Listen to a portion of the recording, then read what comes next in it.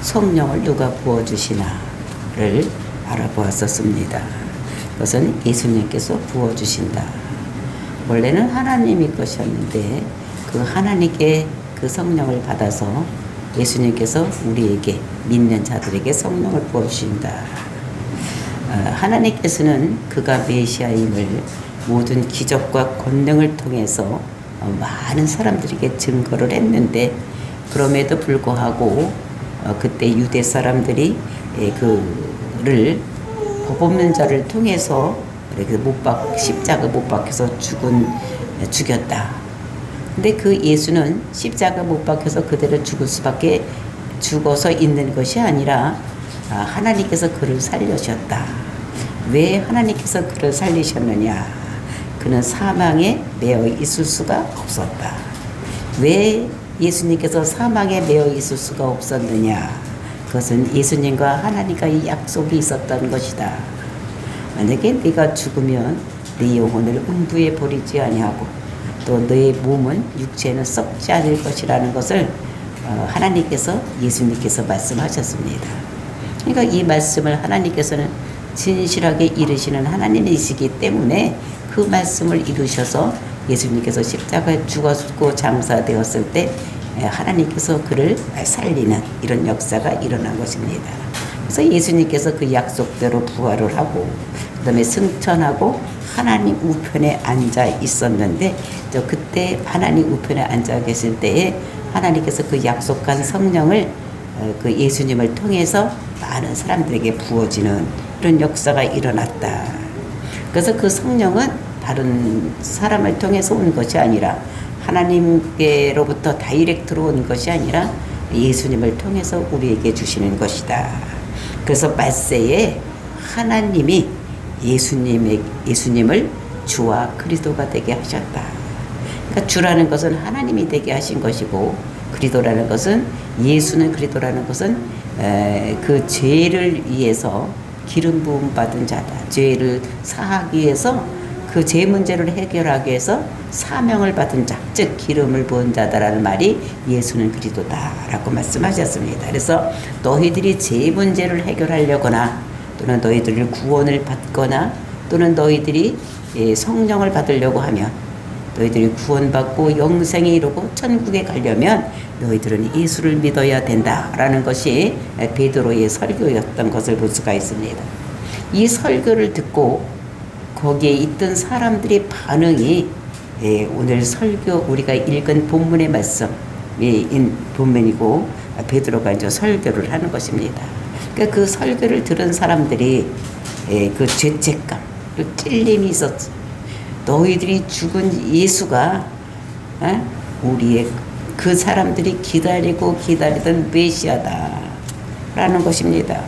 그러니까 이 사람들이 어찌할꼬 가슴을 치면서 어찌할 거냐고 물었을 때에 베드로가 또는 거기에 있던 그 사도들이 뭐라고 말하느냐? 회개하고 그리고 세례를 받고 제사함을 받으라. 그렇게 얘기를 했을 때 그곳에 있던 사람들이 정말 회개하고 세례를 받고 하나님께로 돌아온 자들이 약 한 3,000명이나 되었다. 이렇게 말씀을 하는 것을 볼 수가 있습니다. 그래서 이제 그 사람들이 모여서 초대교회가 형성되는 이런 놀라운 역사가 일어난 것을 우리가 오늘 읽었습니다. 정말로 우리에게 회개하고 세례받는 일, 정말로 우리가 지금까지도 내가 예수를 믿는다고 했지만 정말로 믿음이 없이 그냥 교회만 왔다 갔다고 했다고 하면 우리를 회개하고 돌이키고 정말로 하나님으로부터 축복받는 저와 여러분이 되시기를 예수님의 이름으로 축복을 드립니다.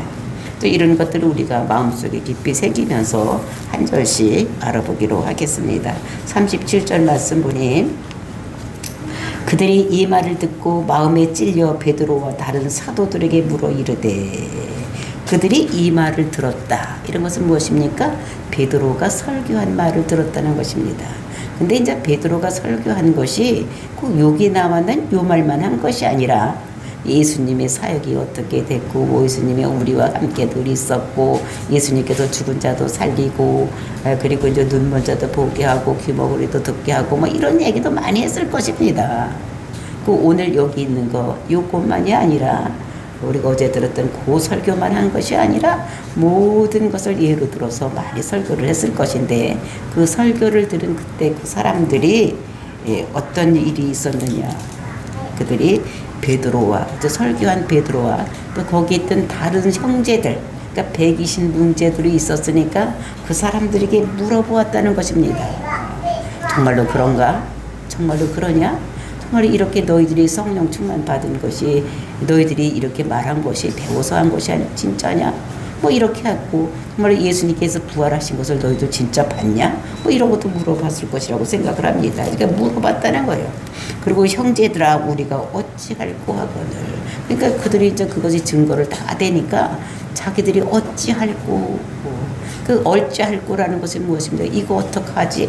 큰일 났구나 뭐 이런 생각을 하는 것입니다. 그럼 이렇게 됐을 때에 마음문이 열려지는 거예요. 정말로 자기들이 여태까지 살아온 것이 잘 됐다고 생각하면 어찌할꼬를 하지 않을 텐데 이 사람들이 어찌할꼬 이제 마음이 찔림을 받았다는 것입니다. 그러니까 여태까지 이 사람들이 메시아를 기다려 왔는데 그 메시아가 왔는데 너희들이 죽였다. 그러니까 이거 진짜 큰일 났구나. 메시아를 우리가 죽였다면은 응?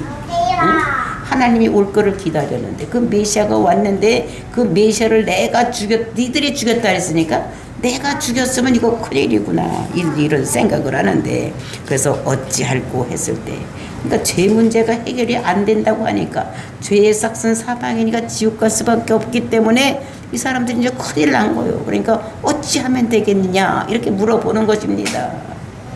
그랬을 때 그 대답이 38절에서 말씀하고 있어요. 베드로가 이르되 너희가 회개하여 각각 예수 그리스도의 이름으로 세례를 받고 죄사함을 받으라. 그리하면 성령을 선물로 받으리라.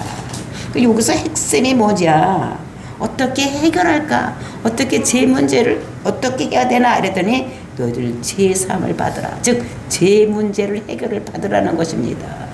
그러니까 우리 인생의 모든 문제는 죽고 사는 모든 문제가 다 뭐 때문에 일어나고 있는 것인가? 죄 문제 때문에 일어나는 것입니다.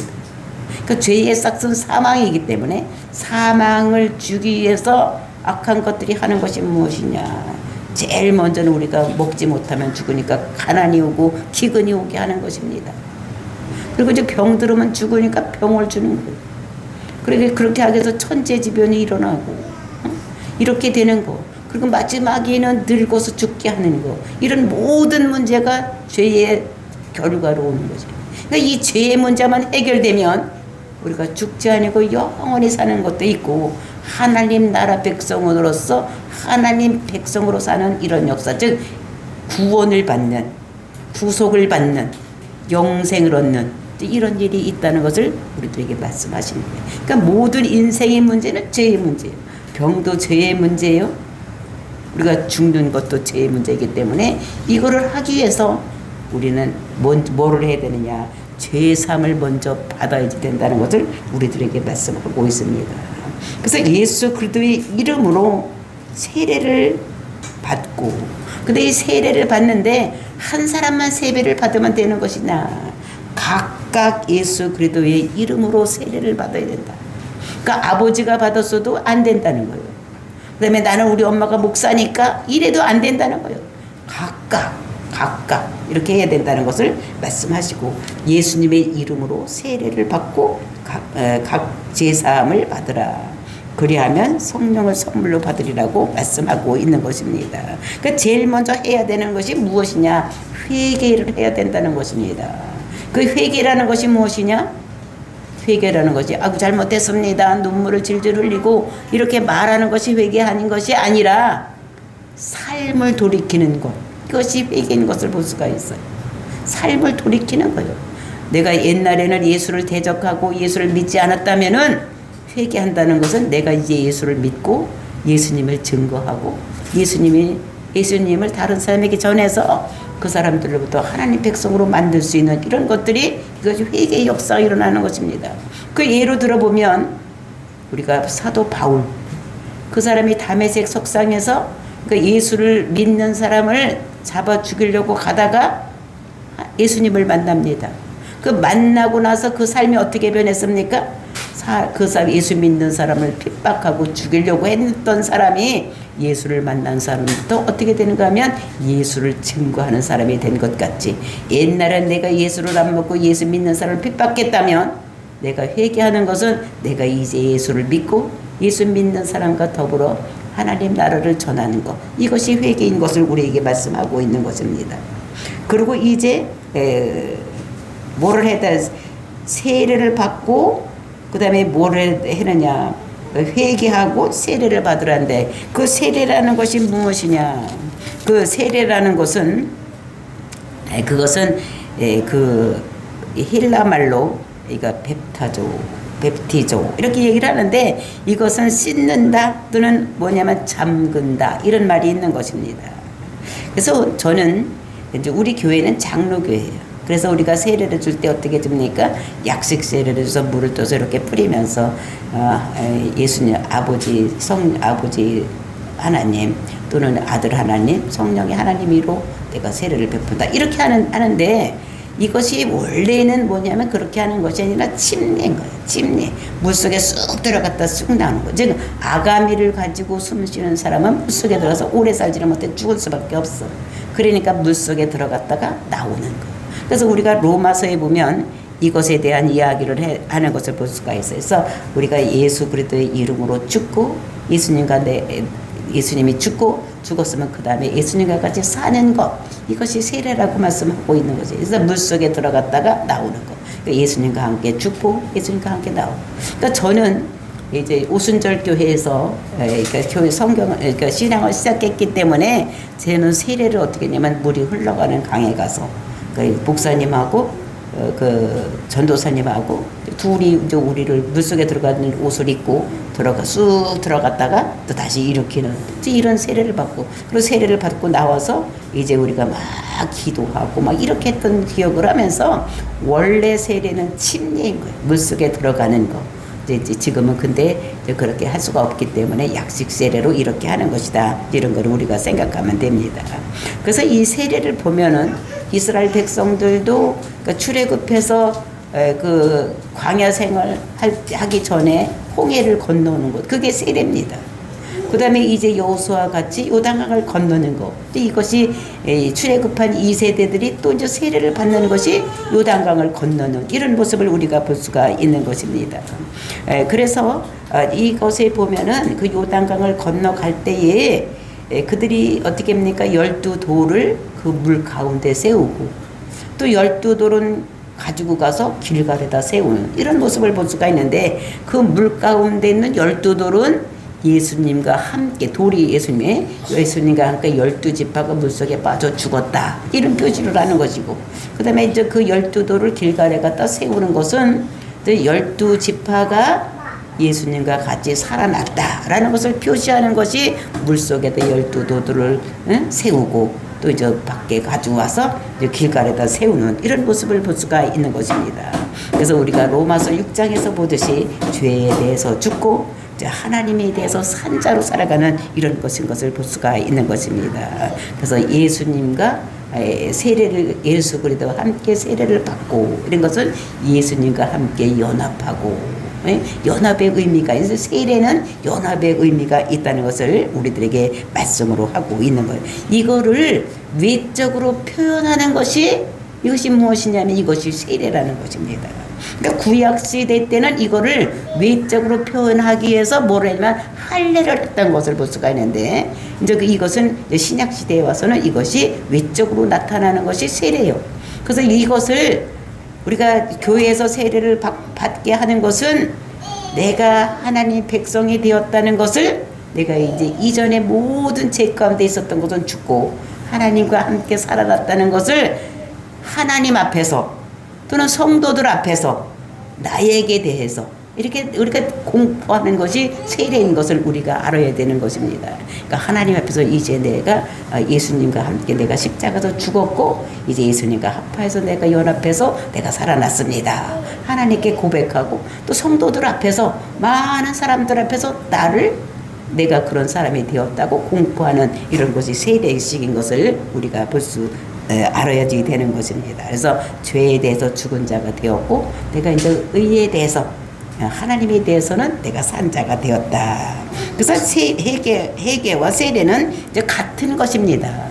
같은 것인데 내적인 것은 회개요, 외적인 것은 세례인 것을 우리가 알아야지 되는 것입니다. 정말로 그리하면 어떤 선물을 받느냐? 우리가 회개하고 내적으로도 또는 외적으로도 이렇게 하나님 앞에 우리가 연합된 것을, 예수님 그 그리스도와 연합된 것을 얘기를 하면 성령님께서 성령을 우리에게 부어주신다는 것을 말씀하십니다. 그래서 그리하면 성령을 선물로 받으리라. 우리가 내적으로 또는 외적으로 우리가 예수 그리스도와 연합된 것을 하면 우리에게 성령을 받을, 그 결과로 성령을 받을 것을 우리들에게 말씀하시는 것입니다. 그러니까 이 성령은 죄가 있는 데는 오지 않은데, 하나님께서는, 그러니까 죄 문제가 해결된 사람들에게 네 죄 문제가 해결됐다는 표시로 나타나는 것이 무엇인가 하면 성령이라는 것을 우리들에게 말씀하고 있는 것입니다. 그다음에 39절 보니까 이 약속은 너희와 너희 자녀와 모든 먼데 사람 곧 우리 주 우리 하나님이 얼마든지 부르는 자들에게 하시는 것이다. 이 약속은 어떤 사람들에게 했느냐? 너희와 너희 자녀. 이것은 누구냐면 유대인들을 얘기를 하는 것입니다. 그 유대인들과 그 자녀들. 그러니까 유대인들은 아버지가 믿는 신앙을 어떻게 했냐면 그대로 전수를 하는 거예요, 아들에게. 그래서 성경 말씀을 토시 하나도 빠지지 않냐고 외우게 하고, 그리고 이제 절기마다 아들을 데리고 가서 모든 것을 전수를 시키는 거예요. 그러니까 아들은 아버지를 본받게 되어 있는 거예요. 아버지가 믿는 신앙을 버리고 딴 데로 가는 사람들이 없는 거예요. 그러니까 아버지의 신앙대로 그대로 되는 거.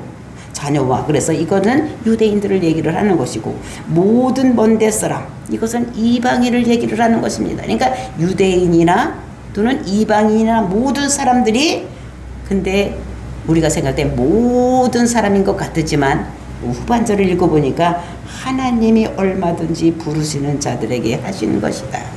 이것은 하나님께서 부른 자들에게만 있다는 것을 얘기를 하는 것입니다. 그래서 이것은 하나님이 부르신 자들이야만 되는 거예요.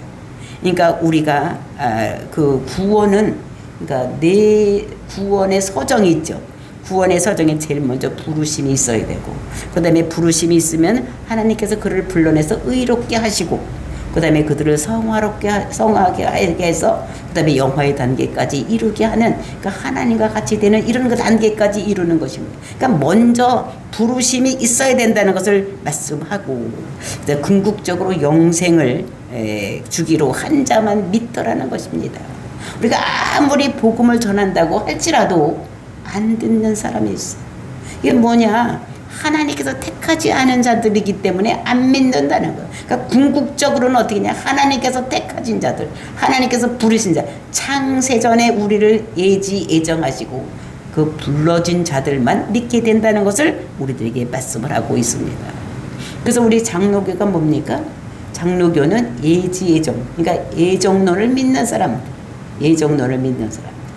근데 우리가 그럼 왜 어떤 예정된 사람들만 가서 전하지? 그러면 믿을 거 아니냐? 이렇게 되는데, 우리는 어떤 사람을 하나님께서 예정하셨는지 모르기 때문에 우리는 어떻게 다 가서 복음을 전해야 되는 것입니다. 그래서 그렇게 되면 우리가 복음을 전할 때 예정된 사람을 하나님께서 부르신 사람들은 하나님 말씀을 듣고 믿게 되어 있다는 것을 우리들에게 말씀하고 있는 것입니다.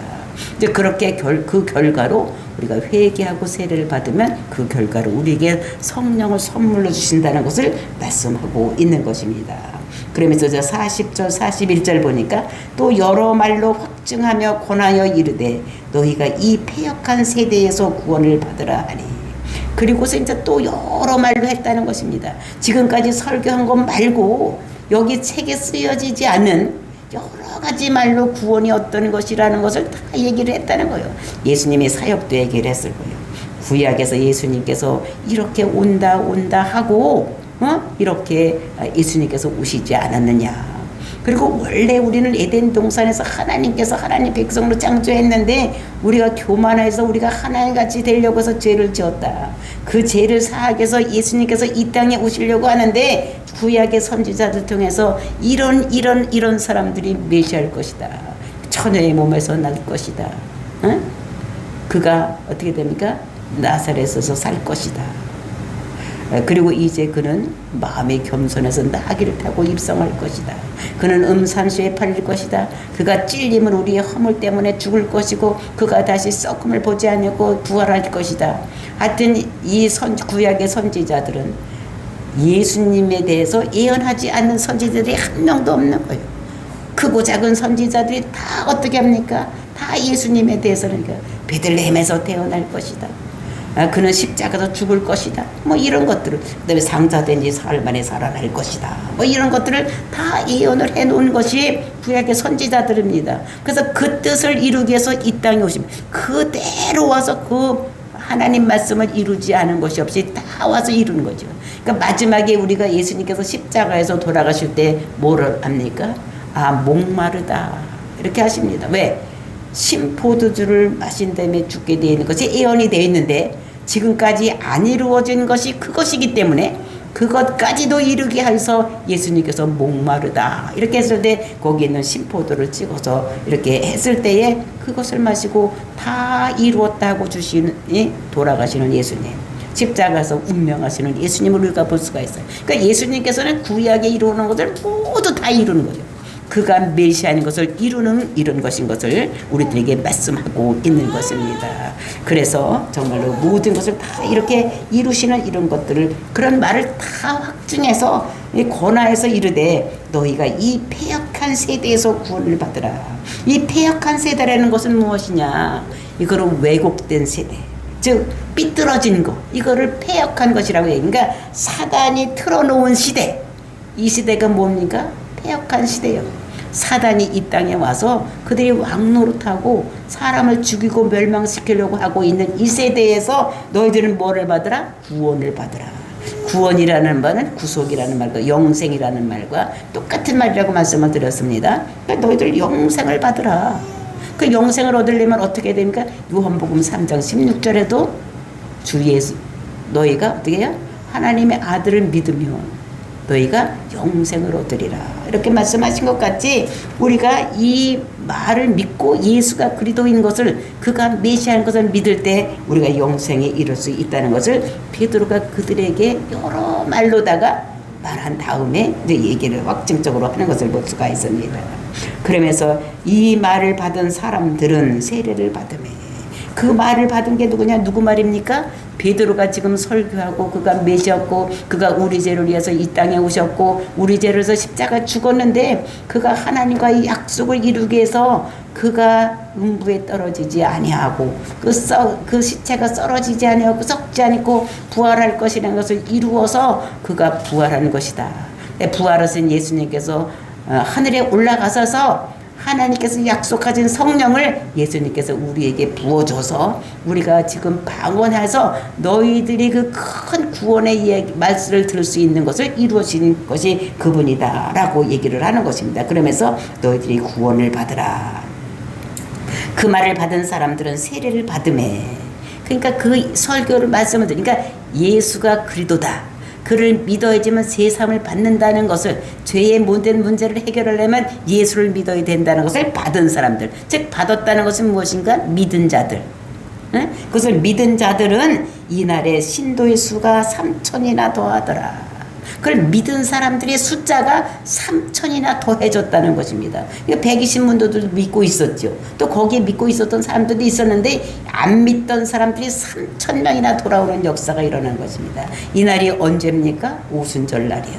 그러니까 오순절날 살아나는 역사가 3,000명이 일어났다는 것을 우리들에게 말씀하시는데, 구약에서 오순절날은 어떤 일이 일어났습니까? 시내산에 올라가서 율법을 받았어. 그 율법을 받아가지고 모세가 내려오니까 그 산 밑에서는 어떤 일이 일어났습니까? 소를 만들어 놓고 섬기는 일이 일어났어. 그 율법을 가지고, 이게 오순절날 율법을 가지고 이 땅에 내려와 보니까, 그러니까 그 사람들이 3,000명이 레인을 통해서 죽이는 역사가 일어난 것을 볼 수가 있어요. 그러니까 구약의 율법은 사람을 죽이는 거예요. 왜? 죄가 나타나게 하는 거예요. 죄가, 그 사람이 죄인이라는 걸 확증하는 것이 율법인 것입니다. 그러니까 율법에서는 3천 명이 죽었어. 근데 그 율법을 완성하신 예수님께서 이 땅에 오셔서 십자가에 죽으시고 성령이 그들에게 부어지니까 3천 명이 죽은, 구약에서 죽은 자들이 살아나는 역사가 일어나는 것이 신약의 오순절인 것을 우리들에게 말씀으로 주시고 있는 것을 볼 수가 있는 것입니다. 그랬더니 그들이 사도의 가르침을 받아서, 그러니까 다시 믿고 돌아오는 사람들이 사도의 가르침을 받았다는 거예요. 그리고 서로 교제하며 떡을 떼며 오로지 기도에 힘쓰니라. 그러니까 그 사도들이 그러니까 성도들이 해야 될 일, 예수 믿고 세례받고 이런 사람들이 해야 할 일이 뭐냐? 먼저 가르침을 받아야 된다는 것입니다. 그러니까 우리가 요즘 교회에 오면 안 믿던 사람들이 교회에만 제일 먼저 해야 되는 것이 무엇이냐? 공부를 해야 돼요. 사도의 가르침을 받아야 돼요. 목사가 설교하는 것을 듣고 배워야지 되는 거예요. 먼저 알아야 되는 거예요. 예수님이 어떤 분인지에 대해서 알아야지 되는 것입니다. 알아야지 믿을 수가 있지. 그냥 맹목적으로 믿습니다 하면 되는 것이 아니에요. 뭔가 알아야지 믿기 때문에 성경 공부를 하는 거예요. 그래서 먼저 안 사람들이 예수님이 어떤 분인가를 설명하는 것이 설교인 거예요. 그래서 먼저 해야 될 일은 가르쳐 주는 일이에요. 그리고 가르침을 받았으면 그 다음에는 그 성도들끼리 서로 교제하는 일, 서로 나누고 사랑하고 이런 일을 거기서 교회 안에서 이루어져야 한다는 것을 말씀하시고, 그리고 뭐를 해야 되느냐면 기도하기를 힘쓰니라. 기도를 해야 된다는 거예요. 그러니까 기도라는 것은 뭐 여러 가지 기도가 있지만 여기서는 뭐 달라고 하는 기도가 아니라 정말로 하나님이 어떤 분이신지를 알고, 하나님 이럴 때는 어떻게 해야 됩니까? 이럴 때는 어떻게 해야 된다 묻고 하나님 뜻대로 살아가기 위해서 하는 행위가 기도여야지 된다. 그래서 우리가 믿고 난 다음에 우리가 해야 될 일은 정말로 사도의 가르침을 받고, 그 다음에 그 서로 교제하고, 그리고 이제 우리가 기도하는 이런 일을 해야 된다는 것을 우리들에게 말씀으로 주시고 계시는 것입니다. 그래서 우리가 정말로 우리가 회개하는 것도, 그전에는 회개하면 눈물을 흘리고 이러는 것이 회개인지 않았는데, 그것이 아니라 예전 삶을 돌이키는 것. 내가 옛날엔 죄성이 있을 때 그때로 어떤 죄된 것, 그러니까 내가 돈에 욕심이 많아서 돈이 있다고 그냥 돈 어디 놀러 가자 뭐 이렇게 하면 유흥한 그런데 가자, 술 먹으러 가자 뭐 이렇게 하면 그것이 솔깃해서 그냥 발이 빠르게 나갔다면, 이제는 그걸 돌이켜서 가지 아니하고 아이고 가지 말아야지 하고 안 가는 거, 이게 회개라는 거예요. 삶을 돌이켜야 되는 거. 그전에 예수를 안 믿었다면 이제 예수 믿는 거. 그전에 옛날에는 교회를 안 갔다면 이제 교회 가는 거. 이것이 회개인 것을 우리에게 말씀하시고, 이렇게 하고 우리가 세례를 받으면 하나님의 영이 우리에게 함께 하신다는 것을 우리들에게 말씀으로 주시고 계시고, 그렇게 이렇게 해서 믿은 사람들이 성령이 와야지만 하나님 말씀이 믿어지니까, 이렇게 믿은 사람이 힘써야 될 것이 먼저 가르침을 받고, 그래 우리가 교제하고, 그리고 이제 기도에 힘쓸 것을 우리들에게 말씀으로 주시고 계십니다. 정말 우리가 오늘도 해야 될 일은 우리가 말씀을 우리가 묵상하고 배우고, 그리고 이제 서로 교제하고, 이제 지금은 비대면으로 이렇게 하기 때문에 예배도 드리기 때문에 우리가 이제 안부 전화도 하고 요즘 어떻게 살고 있냐 물어도 보고, 또 이런 것들 하나님 말씀에 대해서도 서로 교제하는 이런 역사가 일어나야 되고, 그 다음에 우리가 하나님께 늘 기도해서 오늘날까지 코로나가 전 세계적으로 이렇게 퍼져 있을 때에, 우리나라도 지금 엄청나게 변이 바이러스까지 나와서 엄청나게 힘들고 어려운 세상에 살고 있으니까 이것도 없어되려고, 또 앞으로 대통령 선거가 있는데 또 이런 것들도 잘 우리나라를 잘 이끌 사람을 대통령으로 뽑을 수 있도록 국민들에게 지혜를 달라고 이렇게 기도하는 이런 일을 우리가 해야 될 것을 우리들에게 말씀으로 주시고 계십니다.